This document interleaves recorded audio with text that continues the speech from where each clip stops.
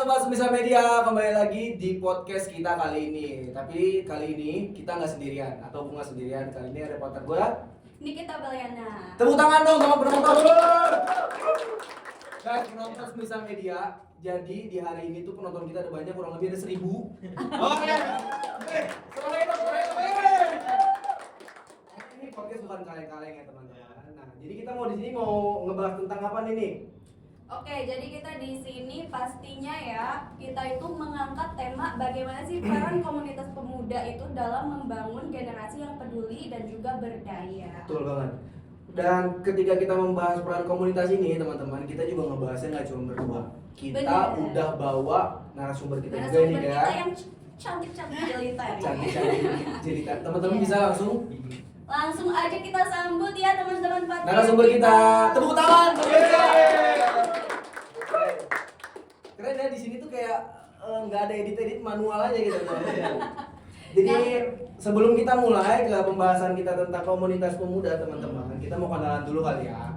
Kita kenalan dulu sama ada Cici. Kita manggilnya Cici atau Kakak ya? Iya, Cici Boleh, kayaknya Cici lebih. boleh. Cici yang ini Cici siapa? Perkenalkan, namaku Siska. Oke. Yang ini Cici siapa? Halo, namaku Mutiara. Oh iya, pendek-pendek namanya. Kalau Kalau panjang-panjang panjang kita nanti- search. Iya Siapa sih, yang bener. mau nge-search? Nanti kita kasih IG-nya di Mauan. Oke, pengen nanya nih Kak, ini kan kita mau ngebahas, kok Kak sih Cici? Ci, kita kan mau ngebahas tentang peran komunitas pemuda ya Ci ya. Kita di sini mau sharing aja nih, ya kan nih kita pengen sharing aja Betul. tentang peran komunitas pemuda nih dalam membangun generasi yang peduli dan berdaya. Kita mau tanya dulu sebelumnya, buat Ci Siska sama Ci Mutia ini sekarang lagi berada dalam organisasi. Betul. Kalau kita boleh tahu tuh organisasi apa sih? Ci? Kebetulan kita berdua itu aktif di organisasi sosial keagamaan yaitu Patria. Kepanjangannya itu Pemuda Theravada Indonesia. Jadi kita berafiliasi dengan keluarga Buddhis Theravada Indonesia. Oh, Gitu.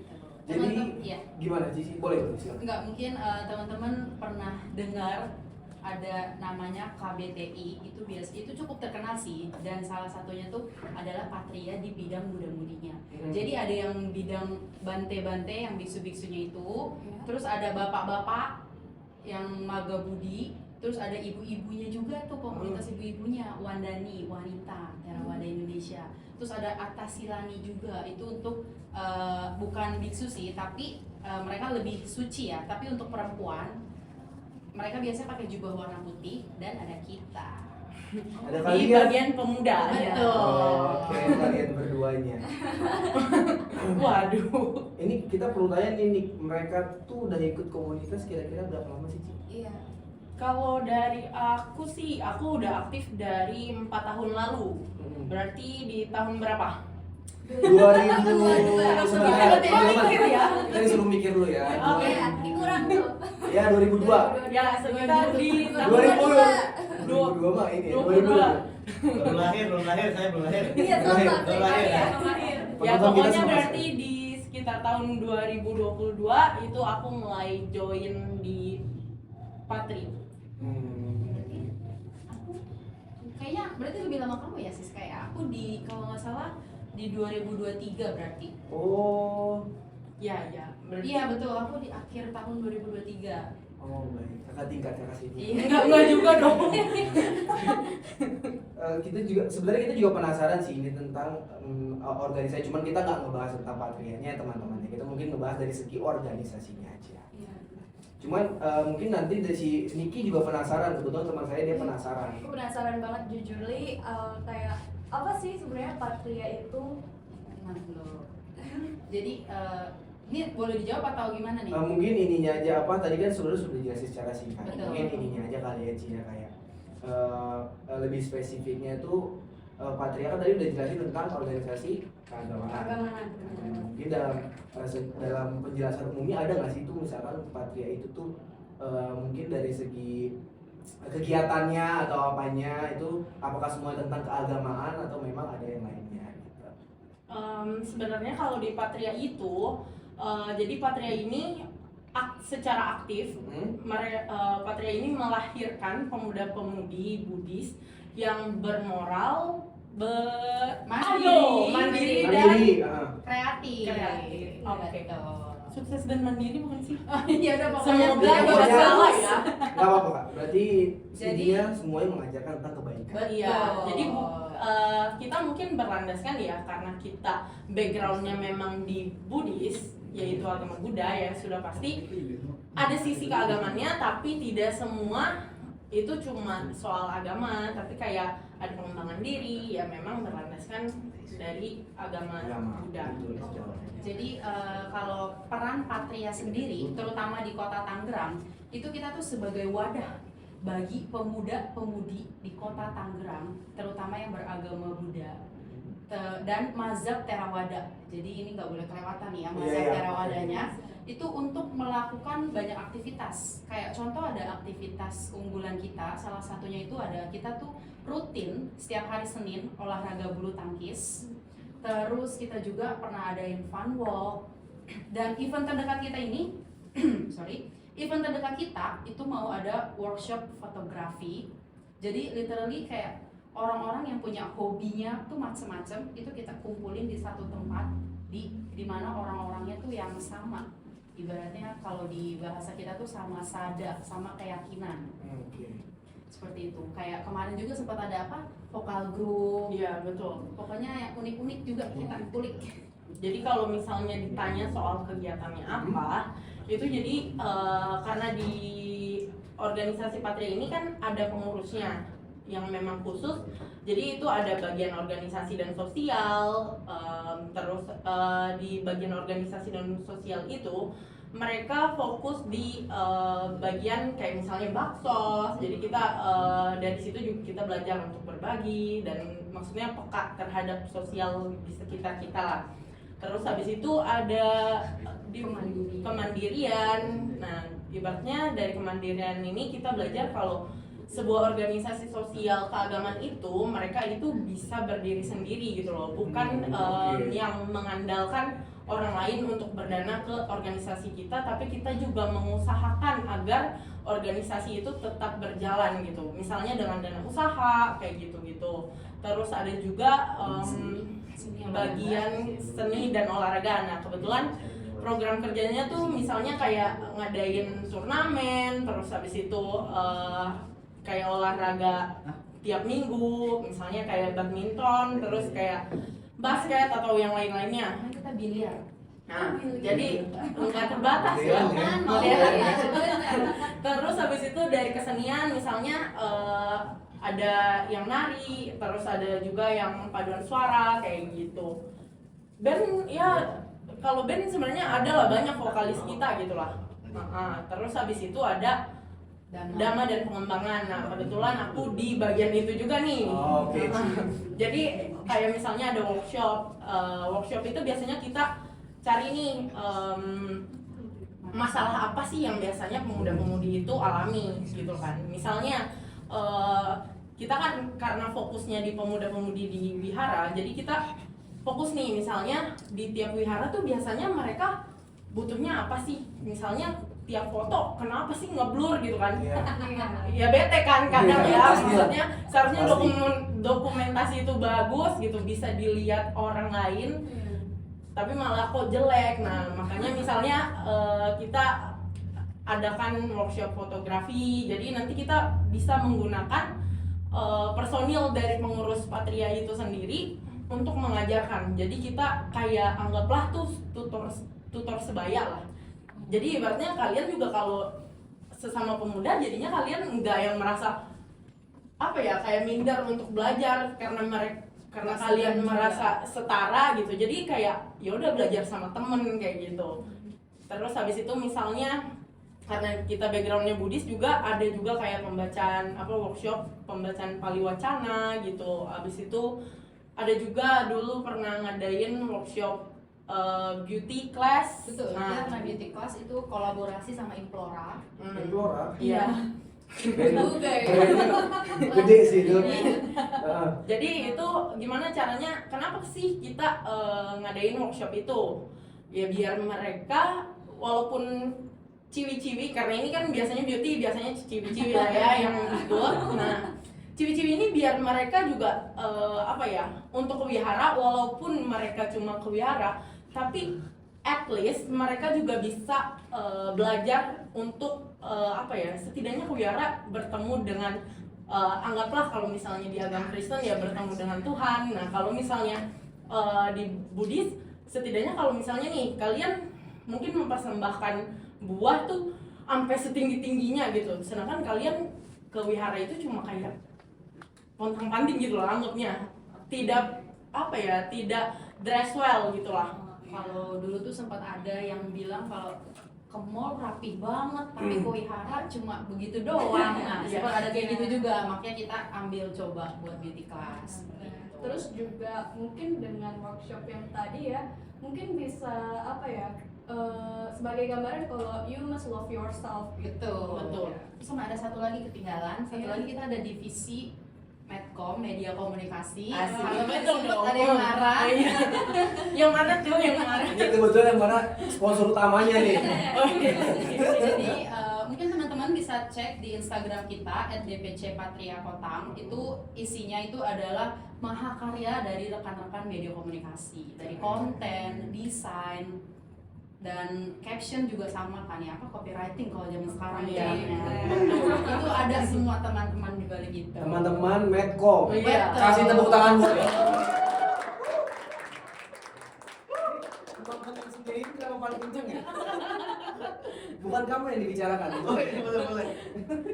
Nah kebetulan dia juga yang pernah jadi narasumber gitu loh. Jadi kita gunain lah potensi-potensi yang ada gitu lah. Siapa sih yang jadi narasumber? Waduh siapa ya? Kenalin dong, kan udah kenal juga. Nah, kalau itu kan penonton sih. Oke. Penonton itu.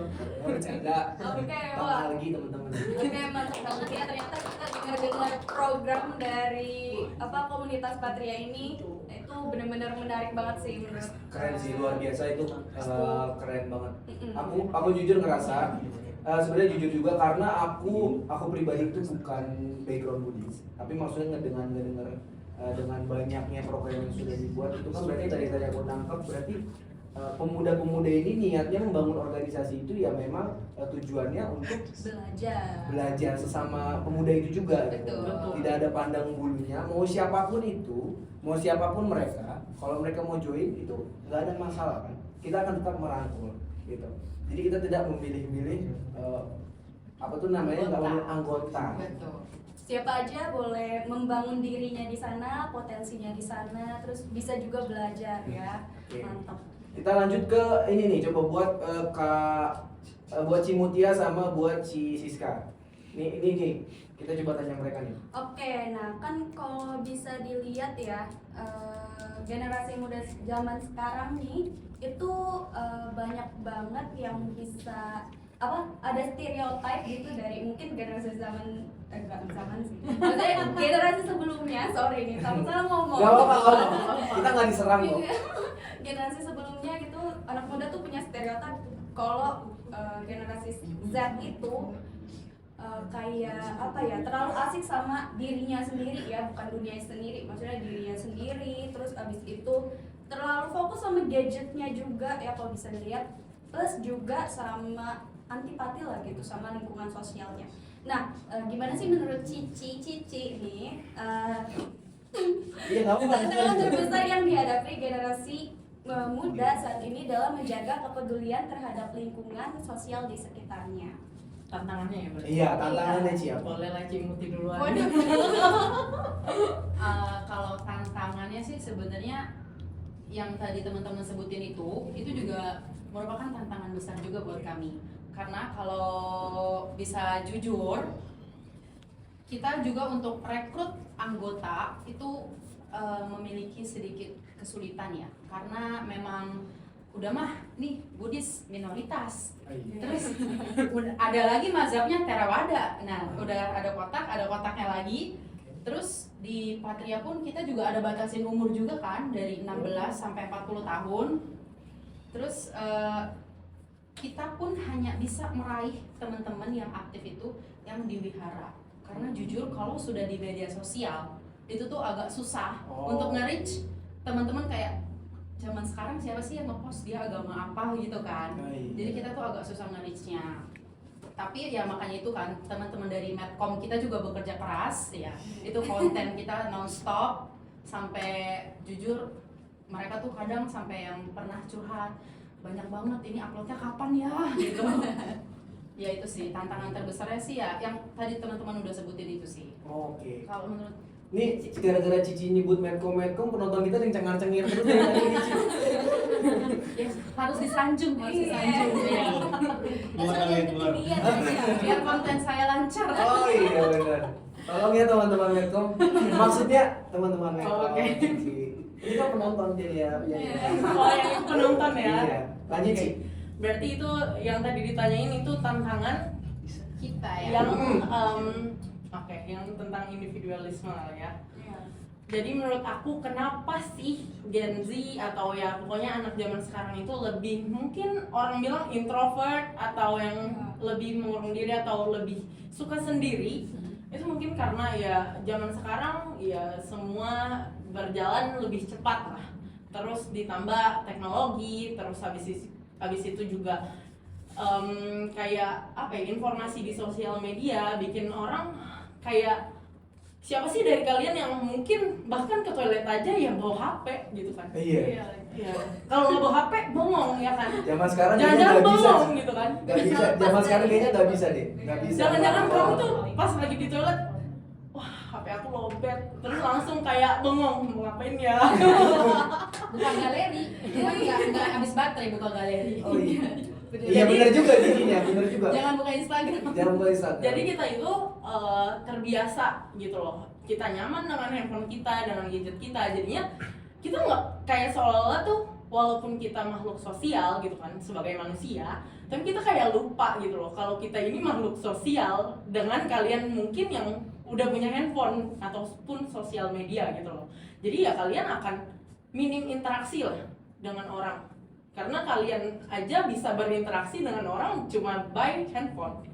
Itu sih menurut aku sosial media, handphone, teknologi itu ya memang membantu kita, tapi satu sisi memang ada sisi yang mempengaruhi tentang ya kehidupan sosial seseorang itu. Gitu sih kalau dari aku. Tantangan terbesarnya balik lagi ke media sosialnya itu. Iya. Betul. Emang gadget banget nih. Ini kalau di masalah gadget ini emang untuk generasi kita pemuda-pemudi ini emang susah Sulit sih. terlepas. Karena saya pribadi juga emang bukan yang bawa HP ke toilet enggak. Maksudnya untuk gadget ini tuh sangat susah untuk ditinggalkan gitu loh teman-teman. Bahkan mama-mama yang sekarang aja anaknya nangis dikit dikasihnya apa? Iya. Gadget. Gadget, Iya, Cocomelon. Jadi bener ya sih, Cocomelon. Padahal teman-teman ini sedikit edukasinya. Jadi podcast edukasi ya. Iya, nggak apa-apa. Kalau misalkan anak kecil itu nggak boleh tahu disetelin Cocomelon, karena itu akan mengganggu perkembangan si kecil. Itu kata dokter. Kecil. Oke, kita next ya. Kita next karena Jangan ini dilanjutin. on the topic. Oke. Gara-gara Siska tadi ngomong. Jadinya takutnya dari kecil tuh mereka tertanam kalau happy-nya mereka tuh ada di gadget. Gadget. Gitu sih. Benar-benar. Oke. Terus sama mau Nggak apa-apa. tambahin juga Boleh, silakan, Ci. soal tantangan kita itu sebenarnya kalau di Patria itu sendiri, kalau dari aku secara pribadi itu yang pernah denger, Patria ngapain sih acaranya acara Buddhist template, kayak dateng baca parita, baca doa, terus meditasi, terus denger ceramah, terus habis itu ngapain lagi, baca parita lagi, terus habis itu pulang. Nah katanya tuh itu, makanya tantangan kita tuh, makanya kita coba banyak event yang aneh-aneh kayak tadi vokal grup, bulu tangkis, segala biliar, terus nanti kita mau LDK juga ini di aneh-anehin, terus segala mau lomba Agustusan, karena kita mau mematahkan stigma acara Buddhist template itu sendiri sih. Itu sih jujur yang bikin kepikiran. Mungkin bukan aneh tapi buat improvisasi biar lebih buat menarik anggota. Iya betul, biar nggak dempet lagi. Iya biar nggak dicap kayak orang Iya. so tahu sih ya. Iya. Karena kita juga berusaha gimana buat organisasi itu tetap jalan gitu loh. Cuman aku mau nanya nih Cici, dari yang tadi Cici udah coba buat sharing, aku mau tanya nih. Karena sebelumnya berarti kan sekarang dalam organisasi, betul ya Ci ya? Sebelumnya kan berarti sebelum organisasi ini tidak mengikuti organisasi. Atau ada juga? Join aku. Cici join juga. Sebelumnya berarti aku mau pertanyaannya kayak gini sorry. Kira-kira berbeda nggak sih kalau misalkan Cici sebelum masuk dalam organisasi atau enggak? Itu dulu pertamanya. Berbeda atau enggak dari Cicinya sendiri. Terus boleh nggak kalian berbagi kesan kalian di dalam organisasi atau misalnya nih aku sebelumnya ke organisasi kesannya tuh kayak contoh ngapain aja tuh kayaknya males lah, ngapain aja tuh kayaknya pengennya rebahan gitu, tapi setelah organisasi kayak oh jadi pengen lebih aktif, jadi pengen ikut kegiatan ini, pengen ikut kegiatan itu. Ada nggak sih kira-kira? Tadi sudah Cici sekali, langsung kita ke Cici dia dulu deh. Waduh, aku ya. Perubahan lah ya yang terjadi Belum siap apa. kayaknya, tapi nggak apa-apa sama Cici. Kalau aku jujur, kalau dulu itu kan emang aktif di wihara aja Oh, sebagai oke. pengurus sekolah minggu, ngurusin bersih-bersih sinit itu. Nah, terus abis itu kebetulan dulu tuh ketua juga sekolah minggu. Mm-mm. Dan setelah jadi ketua di sana, abis lepas jabatan itu emang pengen join Patria juga gitu. Jadi join Patria tuh pas masa abis masa jabatan lah di wihara. Dan pas join Patria itu tuh aku benar-benar ngerasain yang namanya kolam kecil, kolam besar. Kayak ibaratnya kalau di wihara aku tuh kolam kecil. Aku tuh ikan yang besar. Aku tuh bisa ngapain aja di wiharaku. Semua disupport sama yang orang dewasanya. Tapi begitu di Patria, ini aku join kolam yang lebih besar. Aku tuh ya kayak ikan kayak pada umumnya. Ternyata di Patria tuh yang ikan-ikan besar di daerahnya mereka masing-masing gitu. Jadi banyak hal-hal yang oh ternyata begini ya seharusnya organisasi. Betul. Bahkan yang aku kaget itu sampai pemilihan ketua Patria itu sampai ada sidang musyawarah cabang. Itu literally kita ngumpulin semua masing-masing 2 orang setiap wihara di kota Tangerang, dikumpulin masing-masing terus ditanyain, kamu mau tunjuk siapa nih jadi ketua Patria? Ditanyain semua. Jadi kayak emang terstruktur itu. Jadi benar-benar banyak hal baru di kolam kecil tadi yang aku nggak tahu. Dan di kolam besar itu aku jadi banyak belajar juga. Kayak gitu sih kalau dari aku. Berarti cukup mengubah ya kayak. Berarti Sangat. hampir berapa nih? Hampir berapa persen Kayak kira-kira untuk baru organisasi? keluar dunia itu, baru Baru- melihat dunia lagi. Wah, oh ternyata begini gitu. Makanya mereka juga masih ngeledekin baru keluar goa. Waduh. Goa Padahal nggak pernah ngeledekin loh. Mungkin pengen diledekin. Karena simpelnya kayak pulang malam ya. Dulu Iya. tuh aku nggak pernah pulang malam. Cuma gara-gara ikut Patria, oh ternyata normal ya pulang jam segini nih. Jam segini masih di kafe tuh normal ya ternyata. Padahal kalau dulu tuh sebelum join Patria, pasti udah di kasur jam segini. Udah rebahan kan? Iya. Menikmati dulu. Karena kan wihara pun cuma hari Minggu. Iya betul. Iya. Kalau dari Cici Siska gimana? Waduh, nggak tahu ya. Jadi sebelum di Patria itu sebenarnya aku aktif di KMB Jaya Manggala Universitas Budi Dharma. Hai sobat-sobat UBD. Aku juga pede. Ini kita semisal media nggak promosi beda. Ya pokoknya sebelumnya aku di KMB Jaya Manggala, terus habis itu karena di KMB Jaya Manggala juga aku bertemu dengan Patria. Jadi waktu itu momennya KMB Jaya Manggala sedang kolaborasi lah dengan Patria ini, karena kan mereka ada yang di cabang Kota Tangerang ini kan, kayak kita sekarang sebagai pengurus.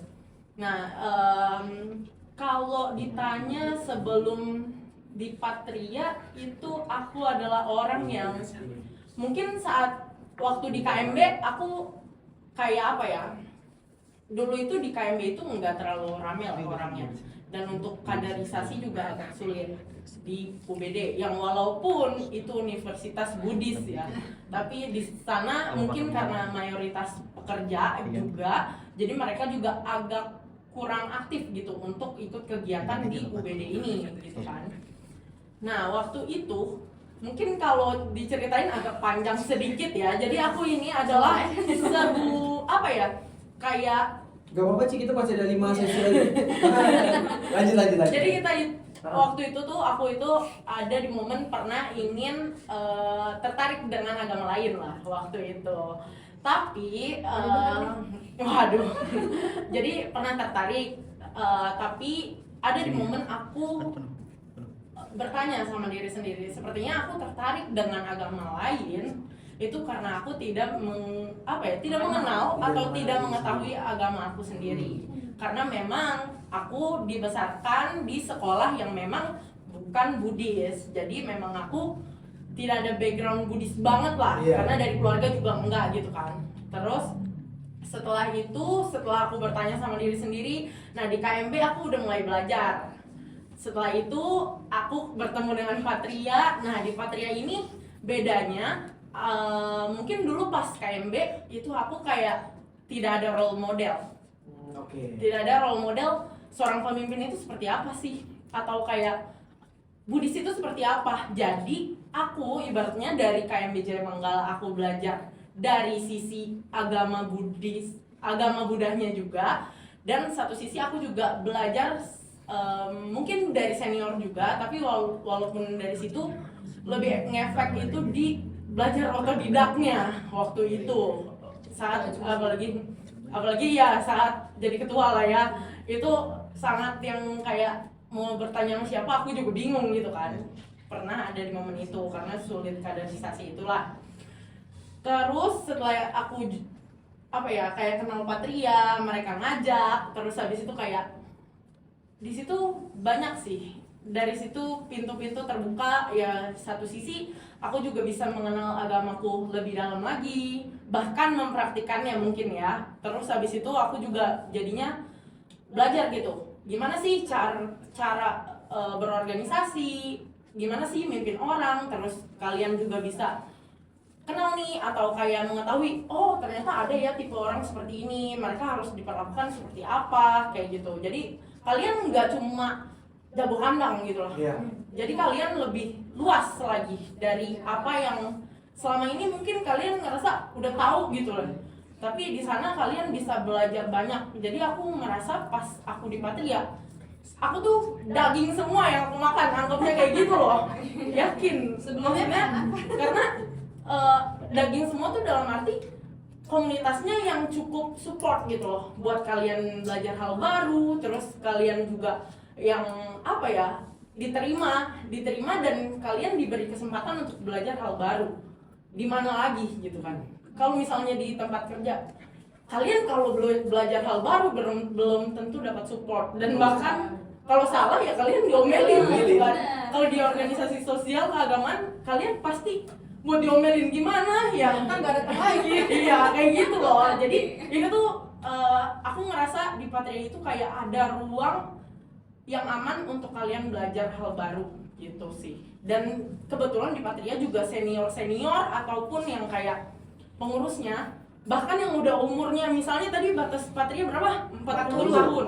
Bahkan kalau misalnya di pusat itu tuh kayak yang udah 60-an itu masih tetap berkecimpung di Patria karena memang mereka tuh secinta itu gitu.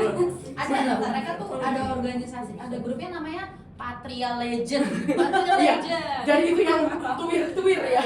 Itu legenda. 40 ke atas ya. Jadi mereka tuh sangat support kita gitu loh. Jadi kita juga nggak kehilangan arah gitu loh sebagai pemuda gitu sih. Berarti kalau yang bisa aku simpulin sih ini sangat merubah, berarti ya sangat merubah hidup kalian berdua kalau misalkan dalam organisasi ya. Betul. Karena kalau dari aku tangkap sebelumnya nih ya kayak nggak peduli, udah nggak peduli apa aja gitu kayak ya aku nggak mau tahu gitu loh. Tapi ternyata setelah berjalannya waktu pengen coba dan akhirnya ternyata ikut organisasi ini bukan kayak cuma kita dapet hal-hal baru aja, pasti kita banyak belajar tentang kehidupan juga kan. Betul. Oke, terakhir nih Ci. Iya. Ya Nik ya. Oke, nah kita sebelum kita nutup obrolan ini nih, aku pengen tanya nih, apa sih pesannya yang ingin Cici sampaikan nih pada mereka yang belum join organisasi gitu ya, untuk berani ngambil langkah pertama gitu untuk mengikuti suatu organisasi. Satu-satu dulu ya. Oh iya boleh. Siapa Dari- dulu nih? Kita dari- kasih ke mereka siapa dulu? Iya. Oke boleh. Kalau dari aku ya, ini kebetulan banget, ini baru kepikiran kemarin malam. Literally kemarin malam. Jadi aku lagi buka Google Maps. Biasa suka jalan-jalan pakai apa? Street View. Suka jalan-jalan pakai Street View, terus sampai di zoom gitu kan. Terus oh di sini. Dan di situ tuh aku merasa kayak oh ternyata aku tuh sebagai mutiara itu tuh kecil banget ya.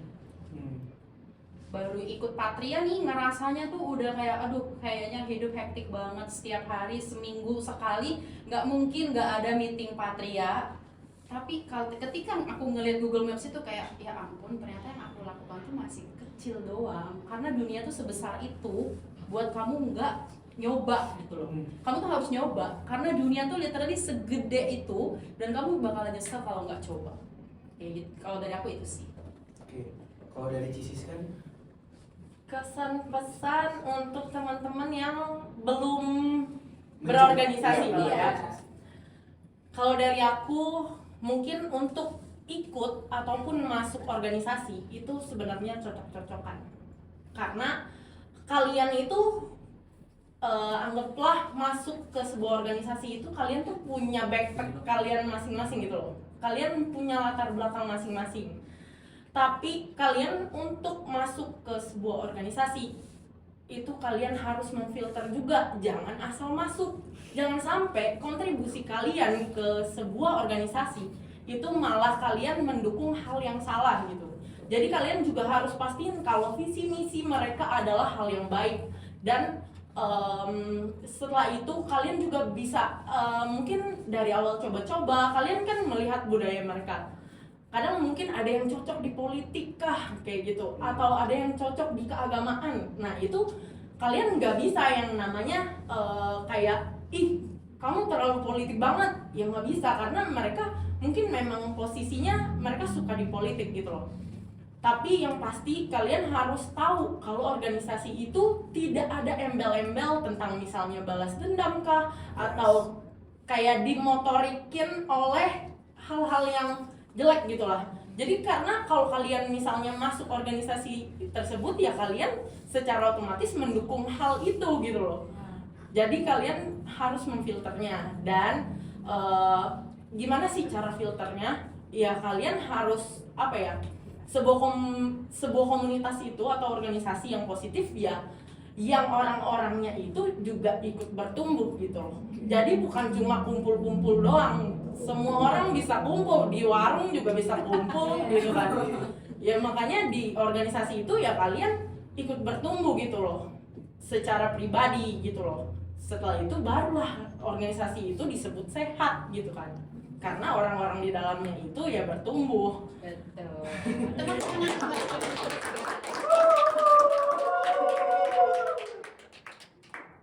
Jadi saya speechless. Bingung. Nggak mau menyimpulkan seperti ini aja. Jadi kalau yang tadi aku dapat dari Ci Siska sama Ci Mutiara, kayak pesan-pesannya tuh aku setuju. Tuh, apalagi Ci Siska ya. Emang rakyat sebetulnya Tunggu itu bentar. organisasi. Setuju kamu udah join organisasi belum? Karena di sini kita mau ngobrol lebih dalam. Oh gitu. Maksudnya tentang organisasi. Oke. Nanti kita akan sharing. Cuma jangan di sini. Oke? Oke.